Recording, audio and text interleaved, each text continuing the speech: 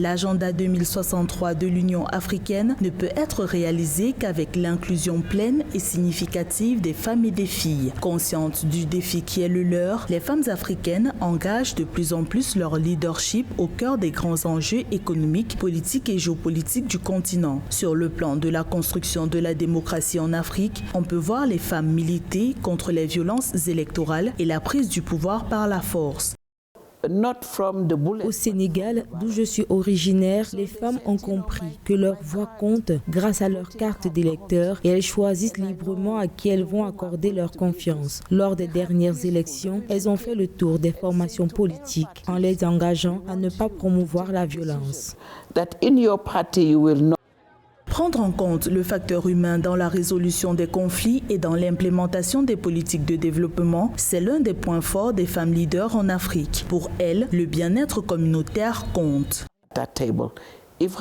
Les femmes doivent être à la table des décisions. Sinon, les politiques sont vouées à l'échec. Pour implémenter leur agenda, les femmes iront dans le détail et prendront en compte des aspects sur lesquels les hommes ne s'attarderaient pas. Elles vont se demander si la rue dans laquelle elles vivent va bénéficier de la fourniture électrique, si leurs enfants pourront aller à l'école.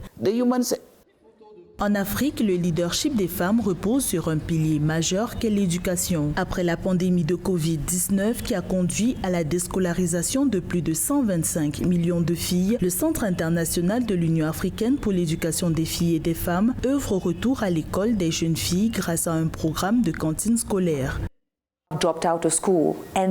Beaucoup de filles ont été contraintes de quitter l'école. Le ratio de filles déscolarisées est très élevé. 20% de ces filles n'ont pas eu la chance de poursuivre leurs études. Elles n'ont même pas accès à une alimentation de qualité. Voilà pourquoi il est important de faire le lien entre l'agriculture et l'école. Dans le programme de cantine scolaire, nous proposons des repas faits avec des produits locaux à ces jeunes filles.